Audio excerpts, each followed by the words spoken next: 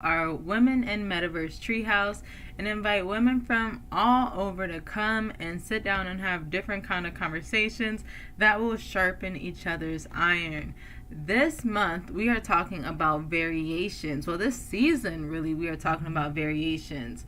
And so here in Women in the Metaverse, I love using this space to actually really dive into these different topics that we've been talking about throughout our entire community, because I think it's a great way to pull a bunch of different perspectives in a little bit of a laid back kind of environment. You guys see we're chilling in the hot tub in the cold, and it's so funny. I was literally just talking to someone because I was making fun of I grew up in a very it was like funny because it was like a city outside of the city. It's more like country, more country outside of the city. And so, but I'm black obviously, so you kind of fit into the culture aspect and the country aspect because I'm also versatile. I'm can be cool with anyone. And so I will always tease my Caucasian friends because they loved hot tubbing in the freaking cold.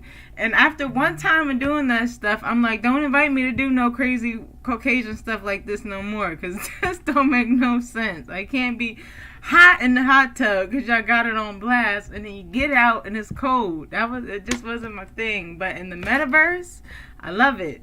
So that was the moral of that story, because I never enjoyed it until now. But they put me on that it's a real thing and it's a vibe, and it is a vibe. So I'm glad that I can actually enjoy the vibe now. So variations though, right? That is what we're all talking about. Those kind of variations that make us who we are. So the last episode, that's exactly what we were talking about, and how the different variations, like our experience, our perspective, what it all qualifies and brings, how that then shows what kind of value we bring, because we all bring value, and no matter how you quantify it and how valuable it may seem to you, it is a value to the variation of your perspective. And so with that being said, we talked about a lot of the variables that actually make up our variation. So if you missed it again, go watch last week, because I'm not even about to jump down that rabbit hole again. But this week we want to talk about the variations of the future. And so we had kind of touched on it a little bit at the end of our conversation last week. But the example I've been giving everyone is, think about that Men in Black movie, where it was a guy that could tell the future, but there were a lot of variations of the future. And so he was always trying to gauge what the ending of the or what the future was holding. So something would happen and he'd be like, oh wait, this is where this is going to happen, and then something else would happen. He'd be like, oh wait, no, this is the one where this is about to happen.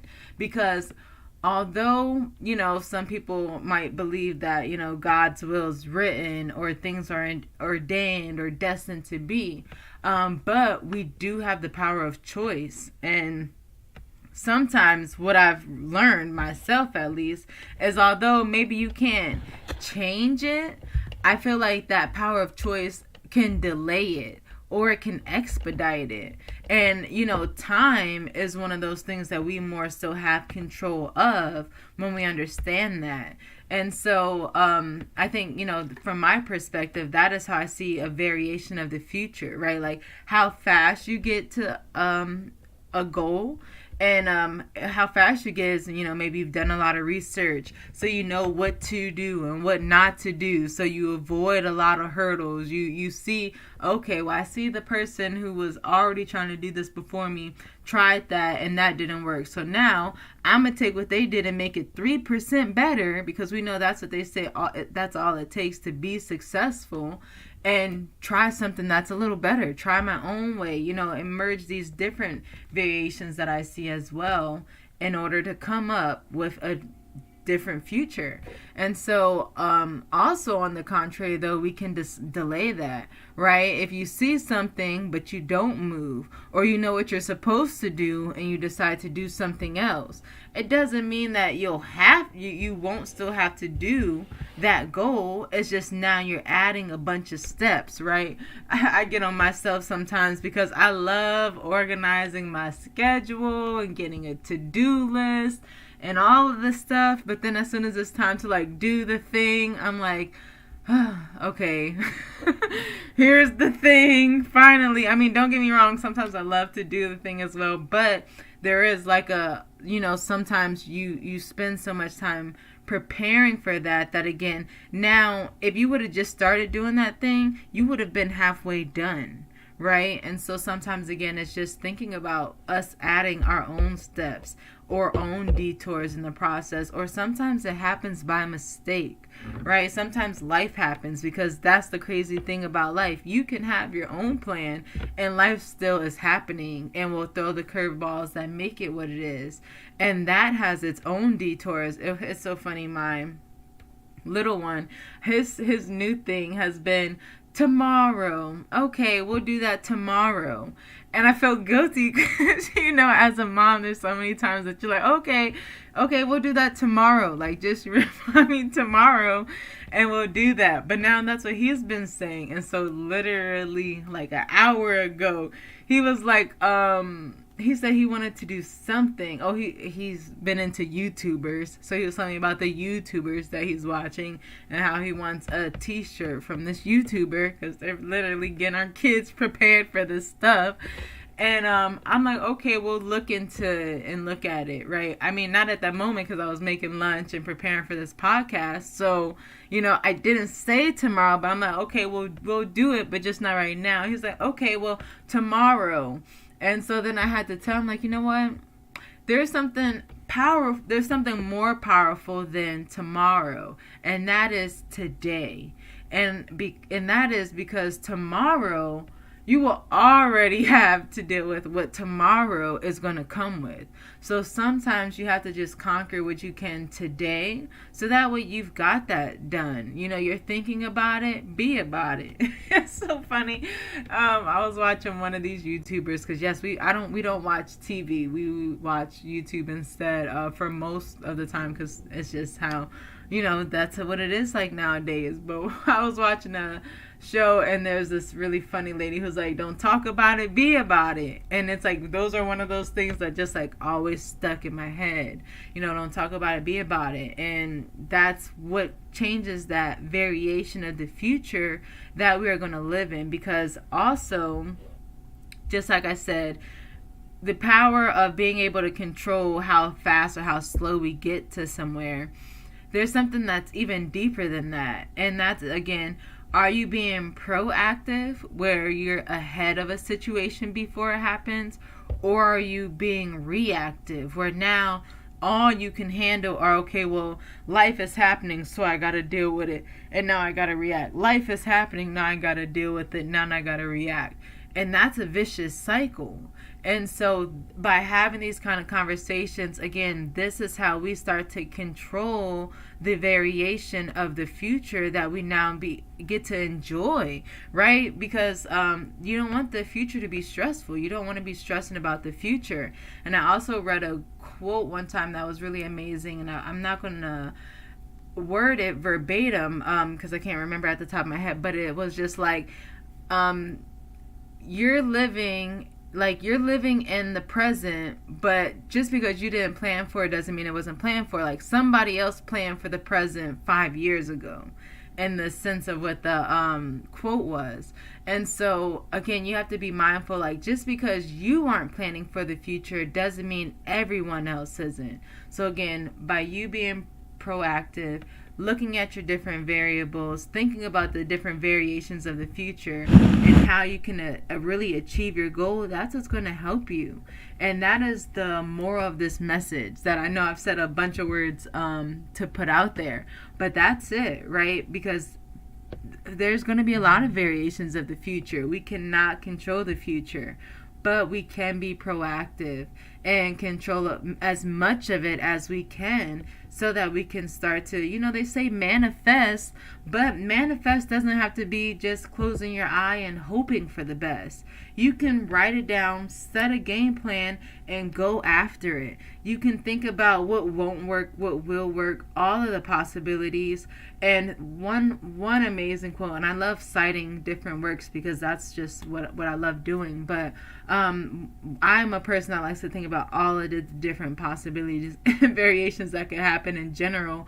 But sometimes, you might worry about the worst case scenario, because I always think about, okay, well, worst case scenario, this is what can happen. That's not that bad. Cool, I can handle that, and then go accordingly. But sometimes I think people also get stuck at the, okay, well, this is the worst case that can happen. So then once you think about all the possibilities that can happen, now you have to think, what are the chances that will happen, right? So if the chances are low, okay, don't worry about it.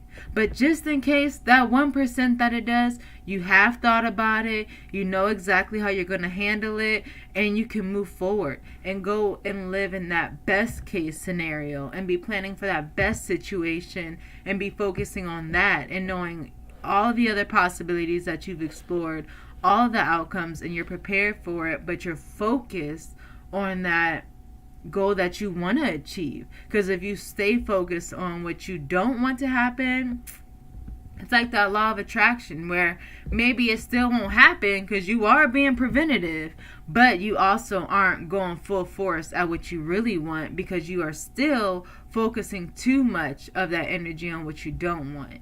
And so again, these are those kind of things that we can talk about and think about to help us think how we can control and help create the variation of the future that we want to live in.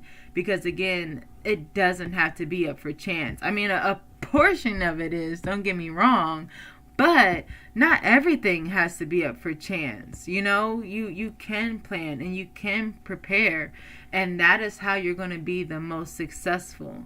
So with that, I would love to explore some of the variations of the future. And I would say, like I said, we ain't going to go for the worst case because I think we've all been there. But I would just ask to hear the best variation of the future and what everyone thinks that looks like for them. Now, I know Tiny has little ones. If you guys have seen her Mommy Mondays, where she takes over for us every third Monday. So sometimes you're not able to speak. So if so, please feel free to unmute. If not, no worries. I'll keep it going. And all of our viewers, make sure you drop in the comments as well. Also, I see you guys watching on the podcast. Love it. You can also drop your thoughts there in a poll. I always drop a poll on our podcast to ask what you think as well. So leave your thoughts in there and we will read them here. Or if you're on YouTube, leave it in the comments. I have not seen Tiny unmute just yet. So I would say a variation of the future that I see is one where the lines between humans and tech and nature are all unionized, right? I was thinking of, we just had a Twitter space this week where I was like, the lines are going to start becoming blurred. And I was like, that's a funny way to put it, because when you look at AI art, although it can look very real, there still is a blur between it. And I think that line will continue to get a bit blurred, but also, also get a little bit clear as well, where there will just be a clear role for how humans can work with the digital and work with the nature, and things will be cohesive. And I think when you're trying to do any kind of updates and any kind of changes, especially in society, because this is not the first revolution or society change that we've gone through. Think about, we were all living in the wild once upon a time. Really living in treehouse and things like that. So big shifts aren't new, they're just new to us. So I would say it would just be a very clear way of how we all work together, because I think that is the goal. And that's why, again, you guys see us here with our avatars talking, and you see our stores in here, and you see us doing things that we can do in the physical but doing them in the digital instead. And that's because we want to do this globally, right? You guys, especially here in Women in the Metaverse, have seen people from Brazil, people from Africa, people from all the different states. Even Tiny and I are in different states, but sitting here in a hot tub right now. And this environment that we're actually in is in a location that's actually based in Russia, and we have different snowy places that are in like Mount Everest. And so again, you know, showing people different things that they may not have been able to experience, and experiencing it in new ways. I think we're going to start seeing things like that like we've never seen before, where, you know, by having this digital, I know that they talk about, you know, oh, we're going to have to redo the workforce and retrain people. But one of the really beautiful variations of that I want to explore here, and that's why I'm even bringing that up, is, you know, where we use Chat GPT. And I'm telling you guys, I was writing on my website, and I would do like a paragraph or an intro, and I would be like, okay, let me just put this in Chat GPT and be like, okay, so because the way you can keep it going, so I'm like, okay, write a website and write an intro paragraph, and then I put my paragraph in it, and it would say what I said, but so much better. And I'm like, yes. And then I could do that for any kind of paragraph. Tiny, I know we talk about captions. You could be like, write a short caption about this, and then it's going to write out a caption for you. One thing I would say, it was kind of, I didn't do it for shorter ones, because I'm like, man, by the time I put in there, it will spit out something, and it's going to be even way longer. I love how it has you over there swimming. Spatial has worked out some new movements where we are very much more active, so this is very cool. But yes, that is one of the cool things. Again, I think about that. And so again, I think those are the different variations with how we can work with that and use tech to help us. Even Tiny and I have a show coming out, What in the Universe, that is scripted. Because you guys know we have a lot of shows like this that are not scripted, but we are coming out with a scripted series. And we actually, again, use Chat GPT, who I actually called Chi-Chi. I did give her a nickname. Again, because of our Twitter space that we had going on this week with the raw Dolphin Arc DAO. And we were doing an experiment to see if you would connect and grow feelings for AI. So a few people tested it in like a romantic way, and I did it in more of like a friend way, because like I said, I use it often, so I gave it a nickname. And then I did notice that now whenever I use it, first of all, I can't unname it Chi-Chi, so that's like stuck, and now it's a girl and she's kind of like personified. But I also am like, please write a prompt. Like I always keep including the word please before I include that. And so again, but these are the different variations of the future that I don't think you know, we will see until it's actually there. But we can definitely explore, like, okay, well, when tech is in full bloom, like, you know, maybe the year 2030, 7 years from now, you know, when cars are really driving by themselves, or is even more normal, right? Like, I'm not saying all the cars will be that way, but maybe you have one lane, like, you know, just as quick as that bike lane came, and, you know, it was on every street. What if now we have an electric lane, you know, where all of the autonomous vehicles are on there, and so forth and so forth. And we'll continue to see those, and those be those variations of the future that you have to be planning for. And why that kind of stuff, again, is so important is because when we talk about that, think about, like I just said, autonomous cars and a lane for that. You might think, wow, that's really bizarre. But it's not so bizarre when you look at the autonomous truck, right? And how those have been what a lot of big corporations have been investing in. And when you think about an autonomous truck, again, if you think about that variation of the future, you have to again then think, okay, well, what does it take for that variation to be possible? And again, that takes with a change to our highway, right? You know, and something of that nature that would then help that. And so again, with that in mind, It then takes the normal person who maybe I seen a big fad in Instagram where everybody was charging to teach people how to become truck drivers, and people are taking out large loans to buy trucks and starting their own trucking business. And then you see, oh, the truckers were, some of the communities that were protesting, and this past year or two. Again, this is why it's important to really think about the variations of the future before you start planning your business or your gift and going after what you think your future looks like, so that you can understand the picture for the world and how your variation and perspective is a piece of that, because it's your perspective is only a small piece of the entire perspective. And again, when we even take a step back and look at that, that's how we help ourselves. And so, again, I know I've been going on about that, but that has been the main idea for today, which is just how we can prepare for the future, think about the variations of the future, and what, how we can be now in the present, but thinking about the variations of the future. So I would pose the group question to that group, because I see Leppy Dope is here as well. So feel free, if you'd like to unmute. Is there a variation of the future that you would like to share and talk about? If not, no pressure.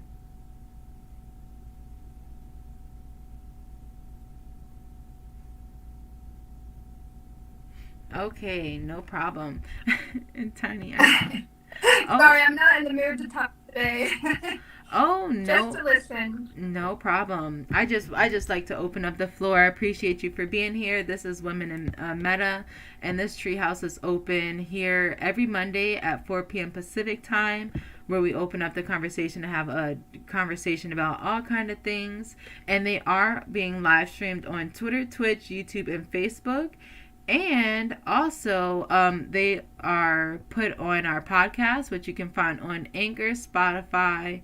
And sorry, I'm not moving, you guys. If you are seeing that notification, my spatial is tweaking a bit. I'm not sure what's going on there. But it's okay. But yeah, so it's also on the podcast. So shout out to everybody that's watching. You guys see another week of Women in the Metaverse. I would love to see what you guys have to say as well. Drop your variations of the future in the comments. You guys know I'm definitely going to read them if you drop them here. Next Monday, where we'll be back at it again. Next Monday, we have it is actually going to be the start of February. And here in the Raw Network, our theme will still be variation, but we will be focused on things like Black History Month and also love and appreciation. So to kick off February, we would definitely be exploring some of the Black females in the space that are making history, past, present, future. And yeah, that'll be the kickoff of Women in the Metaverse for February. So awesome. Again, thank you all for being here. Thank you all for listening. We'll see you next Monday. Peace.